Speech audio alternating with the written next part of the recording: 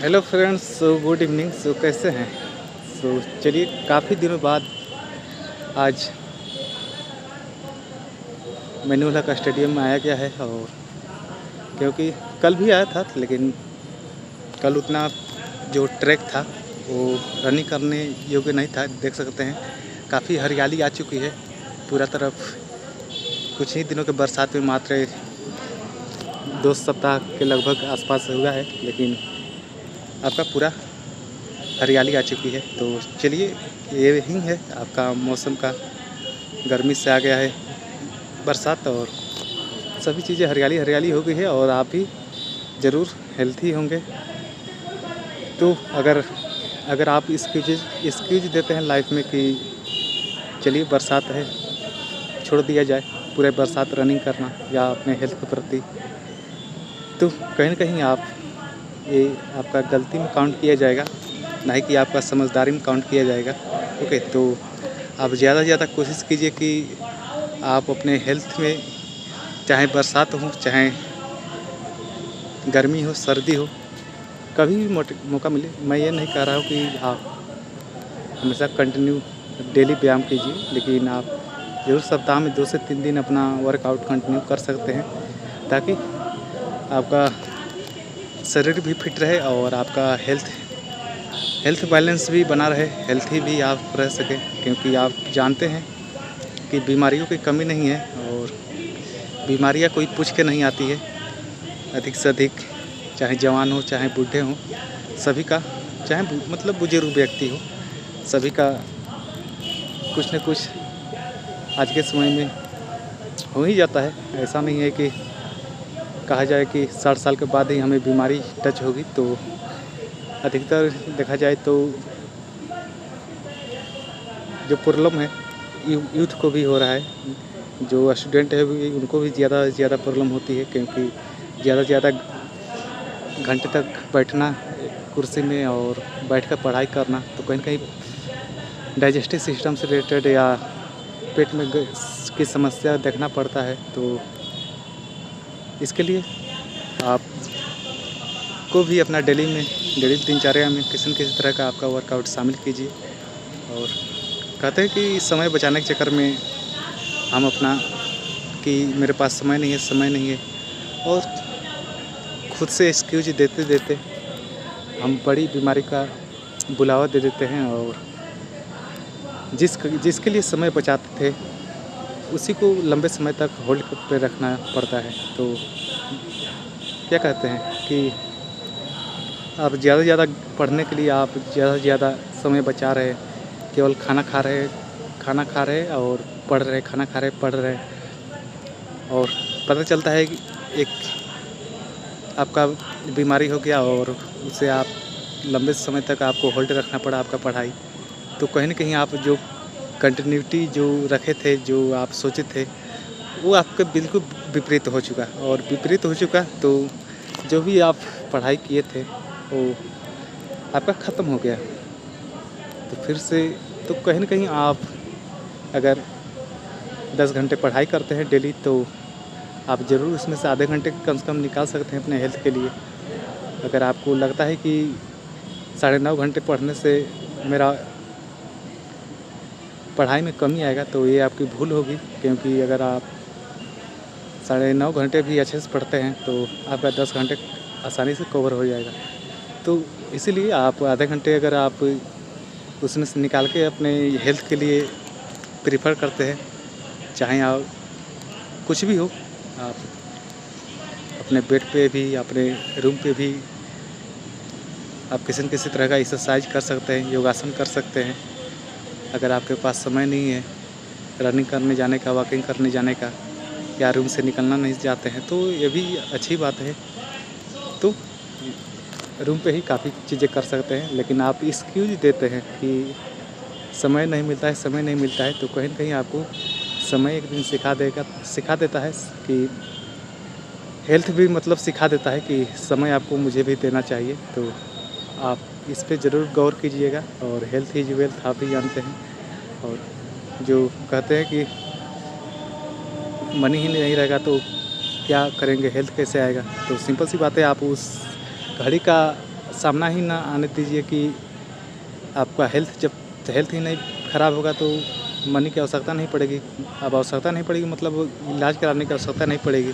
तो इसीलिए आप या तो मनी ध्यान दे रहे हैं तो फिर से आप हेल्थ के लिए रेडी हो जाइए हॉस्पिटल जाने के लिए, मतलब अपने, और जो हेल्थ में ध्यान दे रहे हैं तो कहीं ना कहीं दोनों आपका बैलेंस हो जाता है। ओके, तो काफ़ी चीज़ें घटना घटी आपका, अगर आप डेली न्यूज अपडेट करते हैं देखते हैं तो सब अच्छी बात है, क्योंकि इधर बीच में बहुत सी घटनाएं घटी।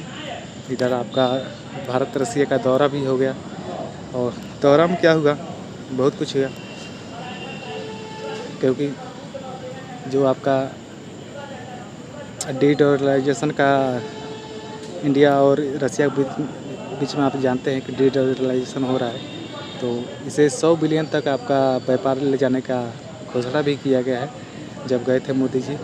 और इसमें रूबल और आपका रुपीज़ में व्यापार कंटिन्यू रखने का भी आपका समझौता हुआ है। तो ये काफ़ी अच्छा है कि हमारा डॉलर पे आपका जितना भी व्यापार पे करना पड़ता था रसिया को, तो आपको बहुत, जब से यूक्रेन रसिया आपका चालू हुआ है तब से आपका रुपीज़ में व्यापार हो रहा है, यानी नोस्त्रो और एस्त्रो अकाउंट पे ही व्यापार हो रहा है। तो नोस्त्रो एस्त्रो अकाउंट मैंने बताया पहले बहुत भी, तो नोस्त्रो एस्त्रो अकाउंट से ही आप व्यापार करते हैं। ओके, तो चलिए अच्छी बात है। और कोयला से संबंधित आपका डील हुआ है कि कोयले का भी हमारा आपका रसिया से मंगाया जाता है, और हाल ही में मंगाया गया है। तो ये तो सभी आपका इंटरनेशनल खबर भी रखना चाहिए, और जो भी तैयारी करने वाले स्टूडेंट हैं, तो खुद का कहूँ या दूसरे स्टूडेंट के कहूँ, तो वो भी ज़रूर जो पीसीएस या जो भी स्टेट लेवल का, मतलब बीपीएससी लेवल का एग्ज़ाम या आईएएस लेवल का एग्ज़ाम तैयारी करते हैं, तो उनको तो काफ़ी ऐसे राइटिंग करना पड़ता है, लंबा लंबा आंसर लिखना पड़ता है। तो उनके लिए तो इंटरनेशनल रिलेशन आम बात है, और उनको सीखना ही पड़ेगा किसी भी हालत में, क्योंकि खासकर आईएएस के लिए कि एक आईएएस अधिकारी बनना है तो उनको आना ही चाहिए। मान लीजिए आप किसी भी देश में राजनयिक नियुक्त होते हैं, और आप भी जानते हैं सिलेक्शन, और हाल ही में आपने देखा कि एक विवाद हुआ है कि जो महाराष्ट्र में एक आईएएस जो अधिकारी नियुक्त हुई है, क्या कहते हैं, कार्यकारी के रूप में, अभी मतलब पूरी तरह से उनका नियुक्ति नहीं हुआ, अभी ट्रेनिंग के रूप में ही। तो आपने देखा वहाँ पे ऑडी में लाल बत्ती लगा के, जो कि जितने भी नियम हैं उन्होंने नियम के विरुद्ध काम किया, और ऑफिस जाने से पहले भी उन्होंने डिमांड किया था बहुत कुछ। तो ऐसे ऐसे मान लीजिए काफ़ी आईपीएस लोगों को, आईएएस लोगों को एग्ज़ाम में इथिक्स का अलग चैप्टर ही है, इथिक्स पढ़ाया जाता है, और पता नहीं उनका इथिक्स कैसे पढ़ते हैं, कैसा इथिक्स पढ़ते हैं कि अपना कार्यभारी मतलब काम संभालने से पहले ही अपना इथिक्स भूल जाते हैं। तो ऐसे आईपीएस या आईएएस अधिकारी से आप क्या देश का कल्याण सोचते हैं, आप खुद समझ सकते हैं कि अगर इन छोटे छोटे बातों को वो खुद के लिए कंप्रोमाइज़ नहीं कर सकते हैं, तो जो भी है, जो भी हमारे देश में अधिकतर आप जानते हैं गरीबी रेखा से, मतलब मध्य मिडिल फैमिली के बातों को क्या सुनेंगे, क्या समझेंगे। ओके, जो आईएएस अधिकारी अपने खुद का पर्सनल गाड़ी यूज करता है, और वो भी ऑडी, वो भी 60-70 लाख का, और उसमें रेड बत्ती अलाउ भी नहीं है लगाने का, पर्सनल गाड़ी में लगा के ऑफिस पहुंचता है, और जो सीनियर का ऑफिस रहता है उनका ऑफिस कब्जा कर लेते हैं। तो आप देख सकते हैं कि एक आईएएस अधिकारी नियुक्ति हो रही है, और खुद वो भी ट्रेनिंग पीरियड में, और अपने ऊपर से अधिकारी को ऊपर के अधिकारी में धाक जमा रही हैं। तो देख सकते हैं यही है, ये मोरालिटी और इथिक्स कितनी नैतिकता है। और इसलिए आप अपने अंदर एथिक्स बनाए रखिए, क्योंकि एथिक्स को फॉलो करते हुए आप वर्क कीजिएगा, तभी आप देश को हो या आप खुद का आप अच्छे समाज का विकास भी कर सकते हैं, आप अपने काम में अच्छे से ग्रो भी कर सकते हैं। ओके, तो ये एथिक्स मायने रखता है। और फिर भी आप अधिकतर जो भी देखे होंगे,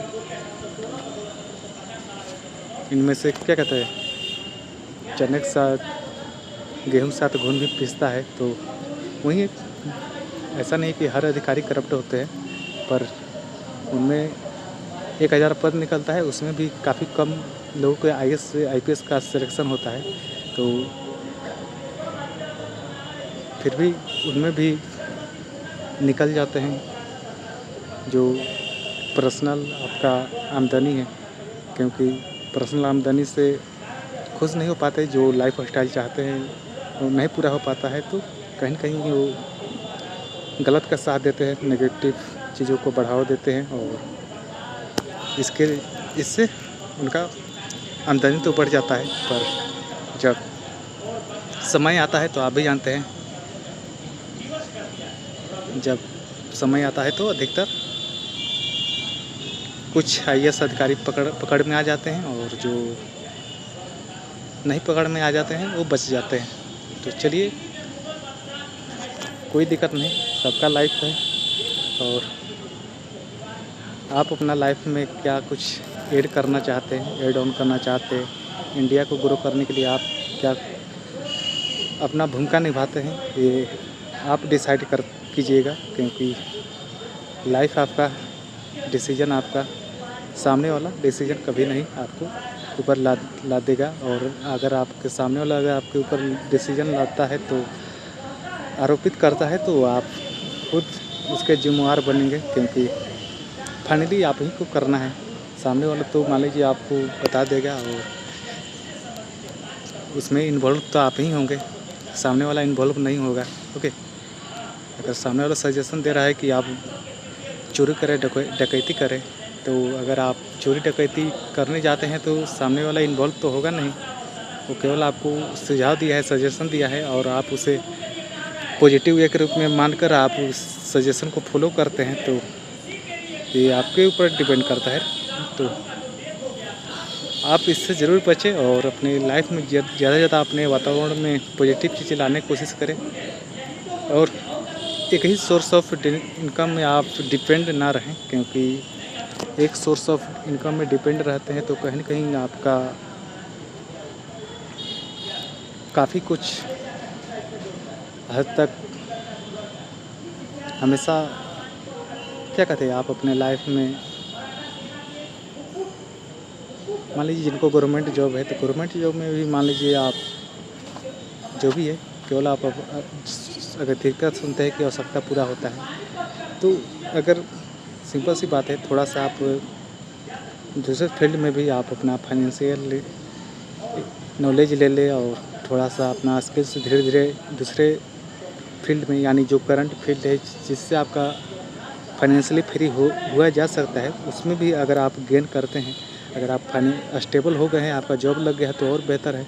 तो आप दूसरे फील्ड में भी आप फाइनेंशियल नॉलेज में भी आप ले सकते हैं, और उससे आप पैसा as a second source of income build कर सकते हैं। क्योंकि आज के समय में second source of income build करना बहुत ही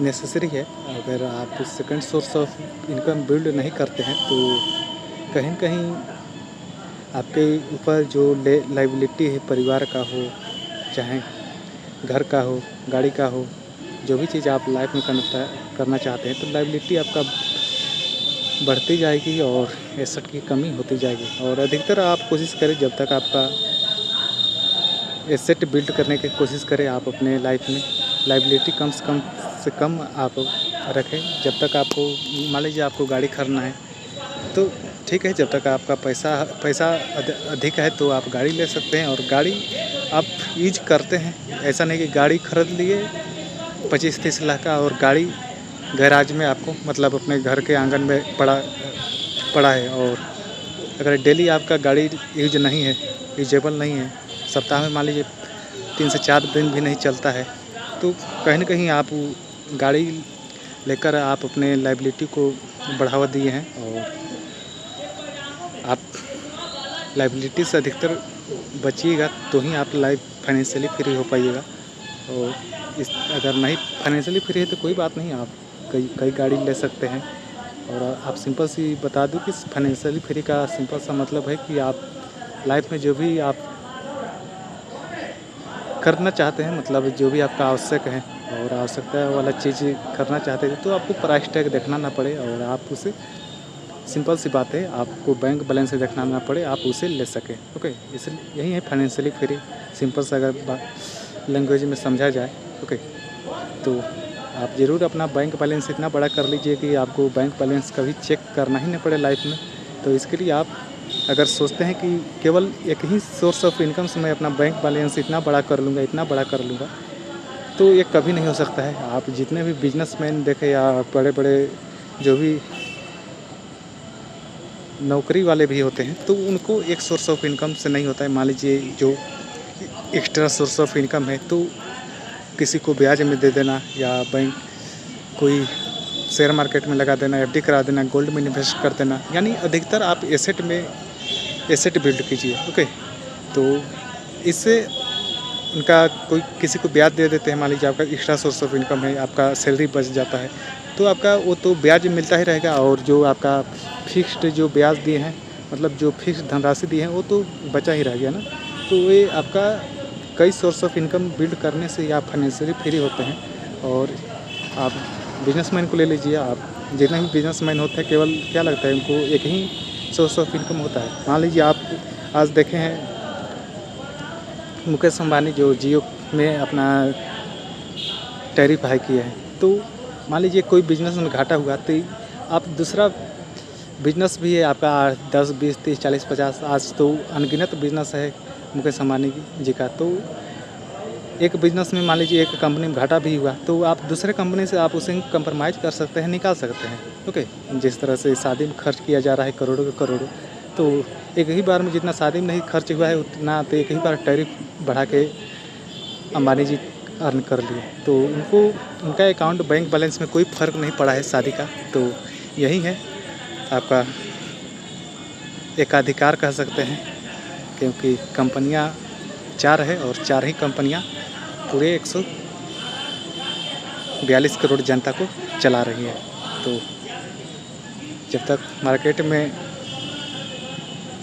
कंपटीशन नहीं रहेगा तो ऐसा ही होगा। और आपने देखा है कि जितना G20 की बैठक में अध्यक्षता में खर्च नहीं हुआ है, उससे ज़्यादा खर्च हो चुका है अंबानी जी की शादी में। तो इसलिए उनका शादी का उनका पॉकेट बैंक बैलेंस में कोई फ़र्क नहीं पड़ा है। एक ही बार टैरिफ बढ़ाए और एक ही मंथ में निकाल के ले गए।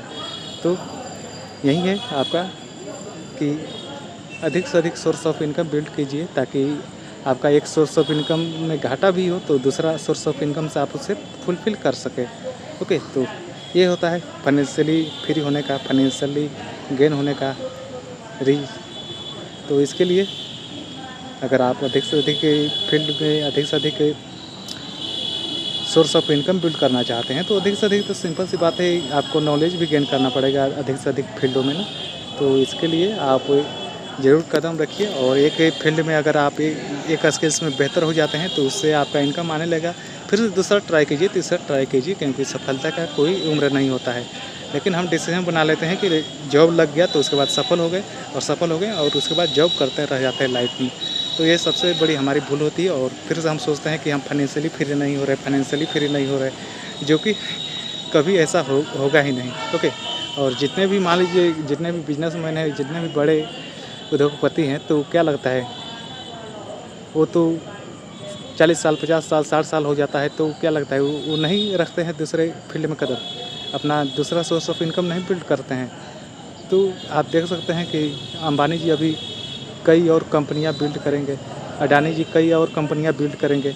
तो अगर वो कहेंगे कि चलिए हमारा कंपनी तो अडानी पोर्ट सही से चल रहा है, जियो कंपनी मुकेश अंबानी कहेंगे सही से चल रहा है, इससे तो हमारा जीवन निकल सकता है, खा पी सकते हैं। तो अगर ऐसा सोचेंगे तो जो भी उनका अभी तक का अचीवमेंट है वो कहीं न कहीं या तो उतना ही में स्टॉप हो जाएगा या उससे डाउनफॉल होने लगेगा, यानी वो लाइफ में आगे नहीं बढ़ पाएँगे। तो इसीलिए उम्र का अगर आप एक्सक्यूज़ देते हैं कि मेरा तो 30 साल हो गया और एक जॉब कर लिया और जॉब करके मैं खुश रहूँगा, तो चलिए लाइफ आपका है, डिसीज़न आपका है। मैं अधिकतर समय कहता हूँ, नहीं मैं आपका डिसीज़न ले सकता हूँ, नहीं सामने वाला आपका डिसीज़न लेगा। तो डिसीज़न आप लेंगे तो चलिए आप लीजिए अपना डिसीज़न क्या लेते हैं, फाइनेंशियली फ्री होने का या रहना चाहते हैं as a one source of income में डिपेंड रहना चाहते हैं तो भी आप डिसाइड कीजिए। Okay, thank you. सो मिलते हैं नेक्स्ट वीडियो में। Okay, thank you.